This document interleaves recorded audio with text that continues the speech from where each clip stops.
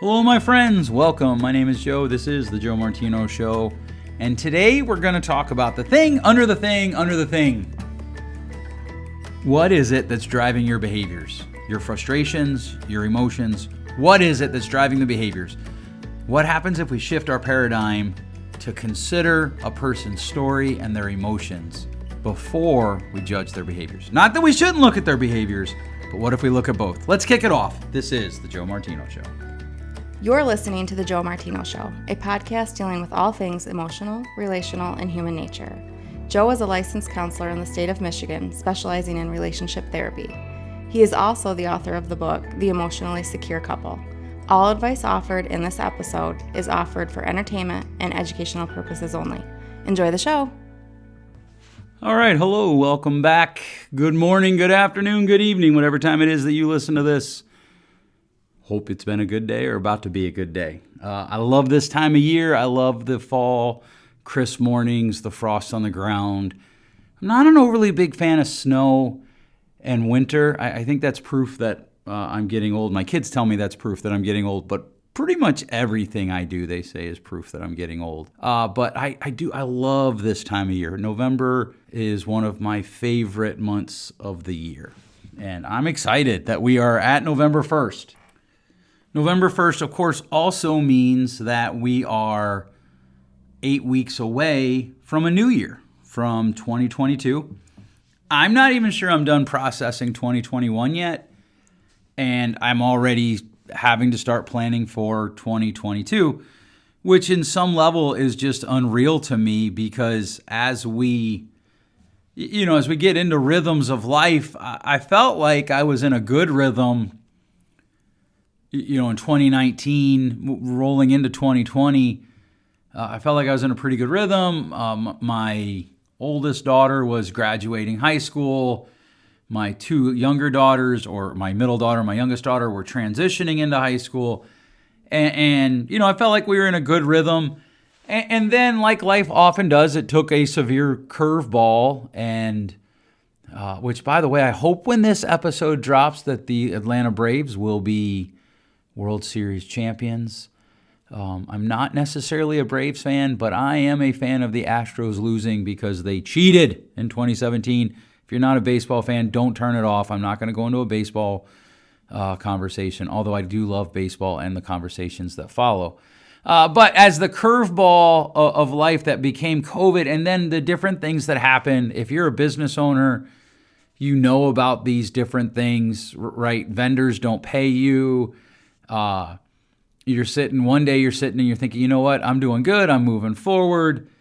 And then all of a sudden you're not because something came up that you have zero control over. You only control how you respond. And I was going to do this whole episode about that idea. It's not a new topic, but I was going to talk about, okay, we need to look to 2022 and we need to look to how are we prepping for 2022? What are the goals that we want to accomplish? What are our intentions that we're going to set? What are our character development things? What are the habits that we want to foster? What are the behaviors that we want to engage in? How will we measure success for 2021?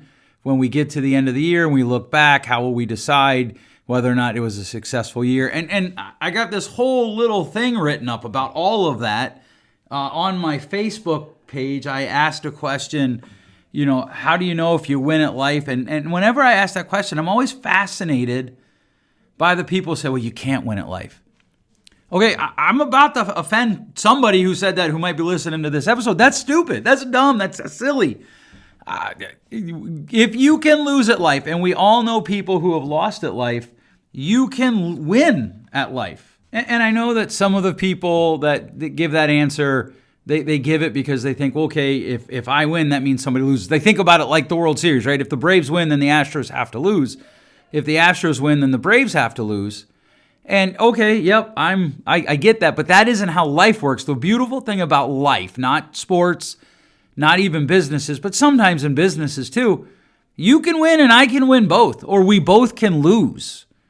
And life is not a zero-sum game. You can lose at life.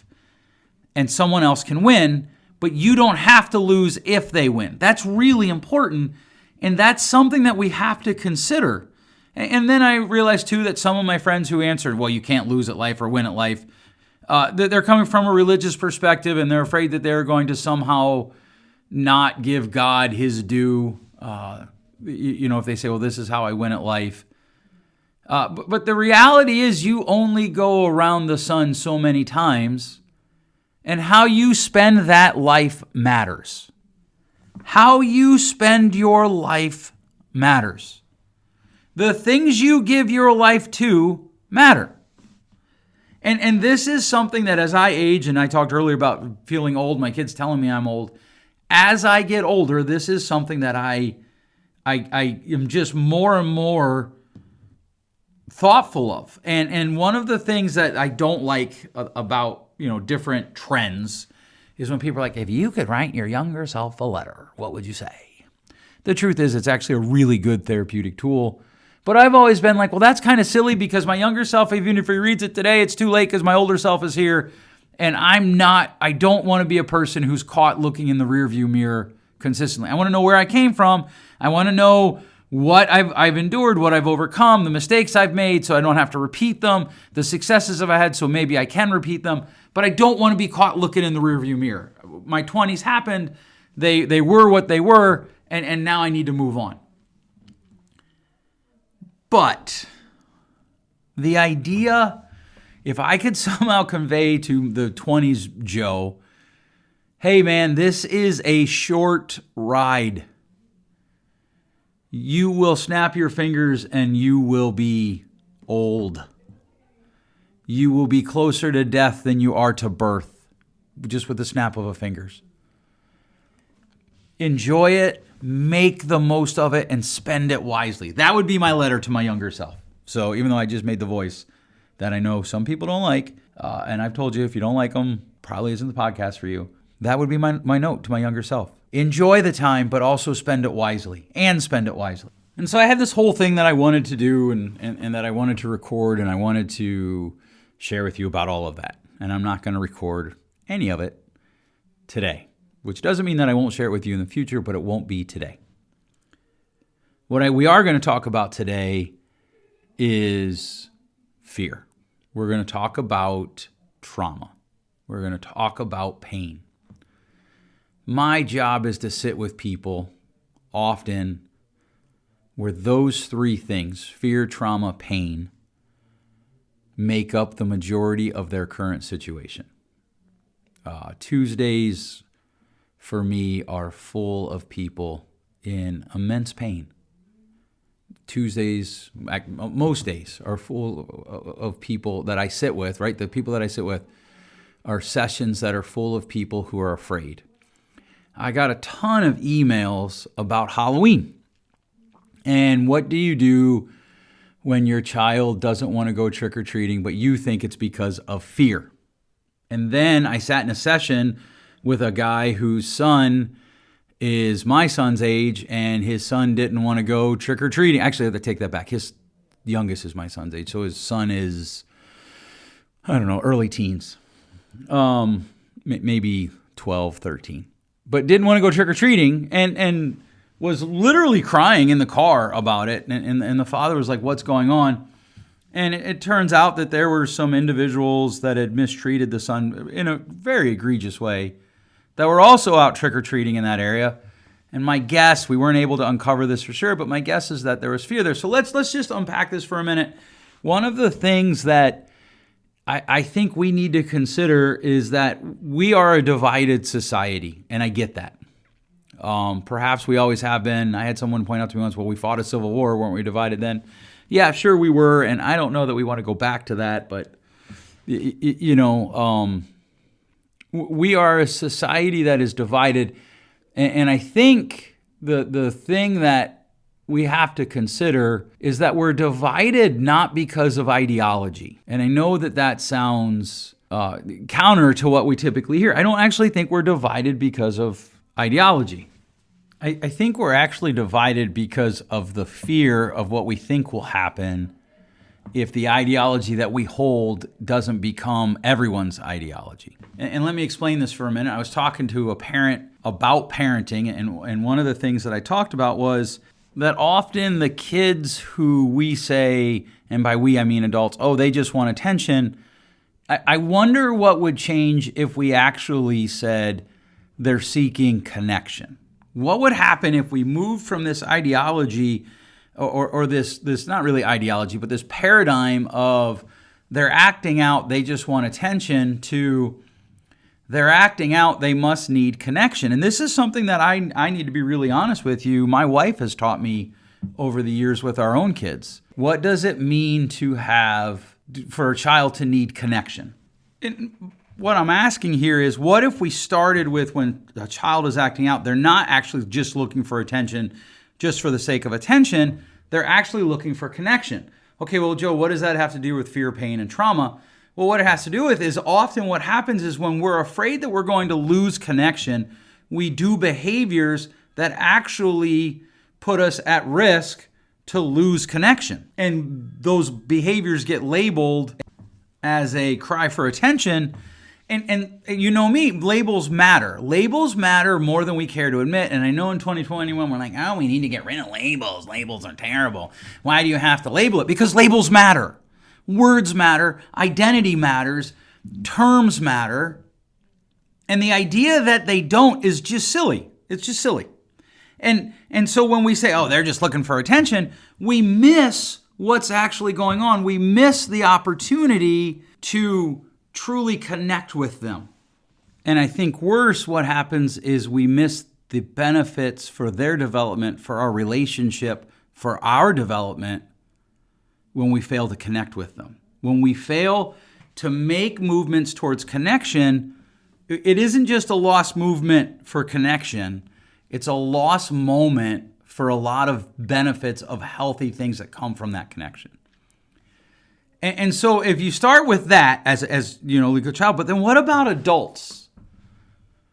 What is a way, I was talking to a guy and he's like, I just don't get frustrated with people. And I was like, wow, tell me more about that. He's like, no, seriously, I don't. He said, because one of the things that I ask myself whenever I feel myself being frustrated is, what is their story? What's going on in their life that brought them to this point? What are their pains? What's their trauma? What are the things that they're afraid of that they're hoping will meet these needs, right? So, and I talked to a person recently who has a lot of very strict habitual behaviors. But he came from a family that basically just does whatever feels good. And he's rejected that, and he's gone very far to the other side. And it can be very difficult. The conversation that I was having with him is his wife was saying how difficult it is to live with him, because, you know, if it's like, hey, there's 3 dishes in the sink or a mug in the sink overnight, when he wakes up in the morning, he's very frustrated because the mug didn't get put away. And his response was, well, I'm afraid that, you know, a little habit will lead to a big habit. And so I am, if we just let the one mug sit in the plate, the one mug sit in the plate. Imagine that. Imagine if I could talk. The one mug sit in the sink overnight, then, you know, 2 nights later, it's 3 mugs. And, you know, a month later, it's the supper dishes. To which his wife laughed and she's like, there isn't 3 people in our house. How do we get 3 mugs in the sink? He's like, you missed the point. And to which she responded, well, I feel like you're missing the point. But what they were both missing was there was a trauma in his life, his childhood, that created a pain that he carries with him as an adult. And it created fear in him. And that fear became the driving motivator in his responses to how he interacted with his life. And if we're going to be good at parenting, if we're going to be good at relating to other people, if we're going to be good at fostering our own self-growth, we have to look for what's going on underneath whatever it is that's going on. And the thing that's underneath what's going on is almost always an emotion. And if the behavior is detrimental, it's reasonable to believe that the emotion underneath the behavior is also detrimental. This is really important in parenting. It's really important in your life. What does it mean to engage what's going on underneath? So the person that's screaming to you about politics is actually probably afraid of something. And you may or may not be able to get through to that fear, but it might help your response if you are able to look at that emotion and identify it. Because real change will come when we can find what emotion is driving our behaviors. So if you are socially avoidant, that's the behavior, but it's probably because of a fear. As a parent, when you can connect to the emotion, you can actually sit with the child. You may or may not fix it. I'm not a big fan of the phrase fix other people. I think we have to be empowered to fix our own behaviors, and at the same time, we don't need fix. But nonetheless, if we can look for the thing that's underneath the behavior, we will find traction in movement towards health. You've probably heard the phrase, be curious, not judgmental. And that is really what we're aiming for here. Can you create a curiosity in yourself about what the other person is experiencing that you can't see? Can you create a curiosity in yourself about what your children is experiencing or what they're afraid of or what their emotions are that you can't see? So I heard a story about a mom who was rather upset at her children and said something that honestly I was just like, holy cow, I can't believe she said that. And at the same time, when I run out the emotions, actually I probably can. She's probably afraid. She's probably frustrated. There's probably a lot of negative emotions running on there. And here's the thing. I'm not saying we need to excuse behaviors, right? So if you are married to somebody and they scream and holler and they're like, well, it's just because I'm afraid. Okay, like I get that, but you still can't yell at people. You still can't, there are things you can't do. We'll just leave it at that. And so we can acknowledge that the behavior needs to change, but it might bring us some level of understanding. It might bring us some level of compassion if we can lean into the idea that we need to start with curiosity about their emotions or their story. Right? Wherever you're at today, when this podcast drops, I believe it'll be November 3rd, 2021. Wherever you're at on November 3rd, 2021, you didn't get there in a vacuum. You have a story that brought you to that place.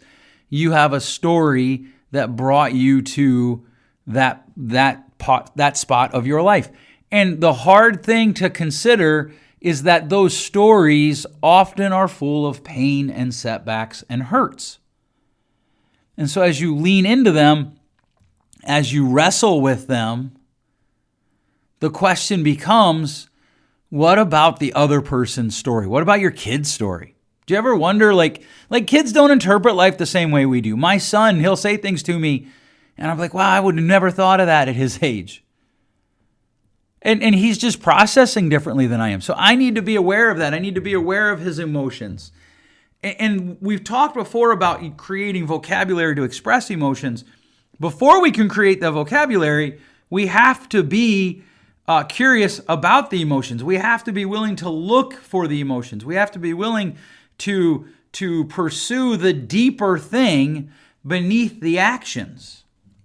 And one of the things that I think trips people up is this idea that we've come to the place in our society where acceptance means I can't change it.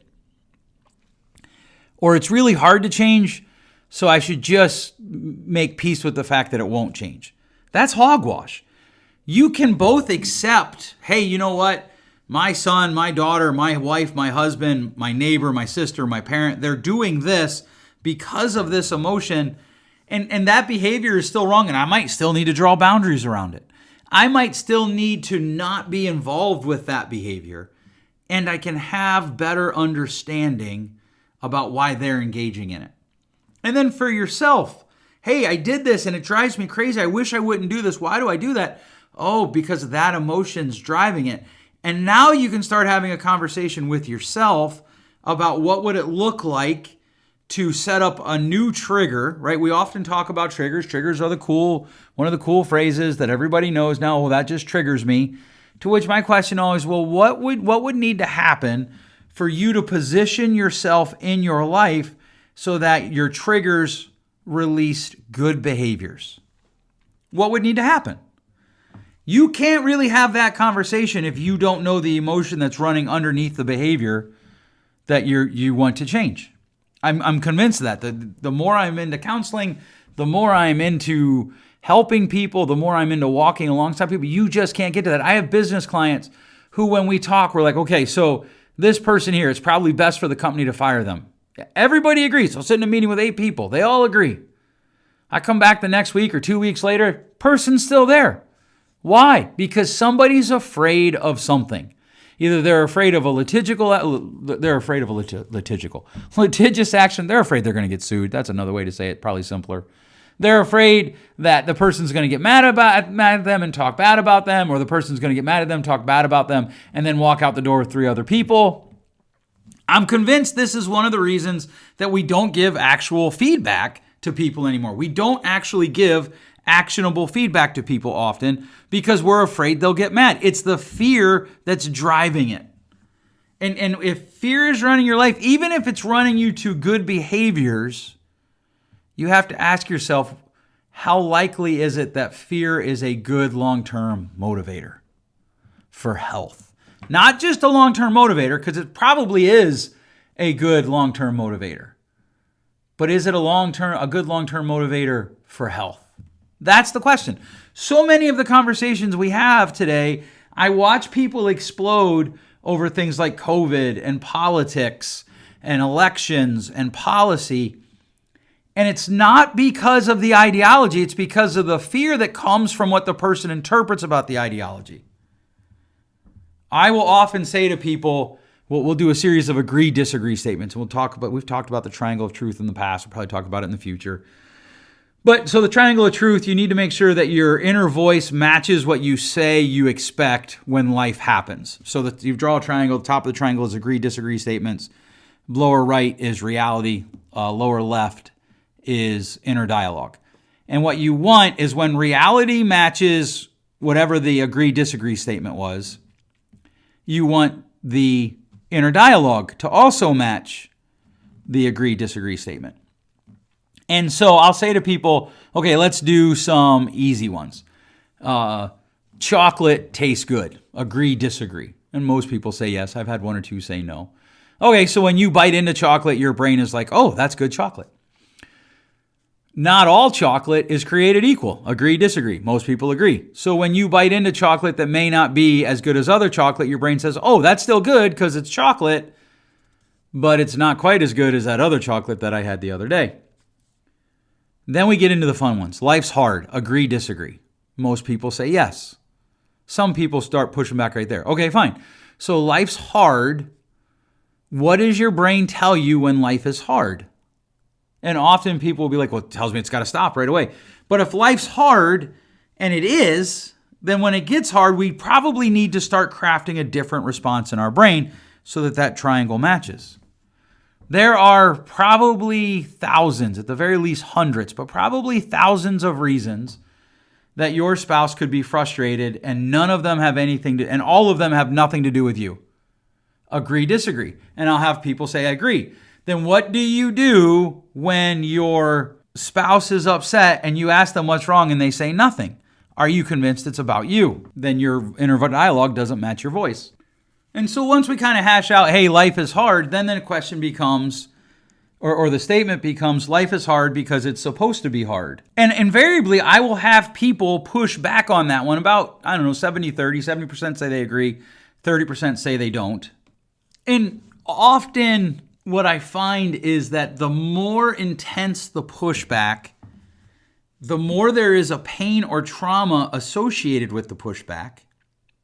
And there is a fear that somehow their pain and trauma will be diminished or dismissed by the idea that life is hard because it's supposed to be hard, because that somehow puts a cosmic spin on it that God or the greater being or Allah or whatever was behind their pain. And if you have a pain that God was behind, you can't really argue with God. And that becomes the uncomfortable pushback, right, from them is they're not even thinking that far out, because what happens often when we are, air quotes, triggered into fear is we just respond for safety. And so they push back vociferously, with great intensity, and often that intensity is designed to give them safety. Intense parenting. I'm thinking about writing a book, moving from intensity-based parenting to principle-based parenting.